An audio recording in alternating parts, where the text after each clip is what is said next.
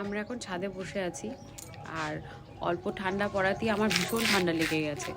ঠান্ডা তো লেগেছে যেমন তেমন, আবার তার উপর একটু হচ্ছে গিয়ে মানে ঘাড়ে কীভাবে ব্যথা লেগে গেছে, শোয়ার দোষে হোক বা অতিরিক্ত মাত্রা ঠান্ডার কারণে হোক, মানে ঘাড়ে ব্যথা লেগে গেছে।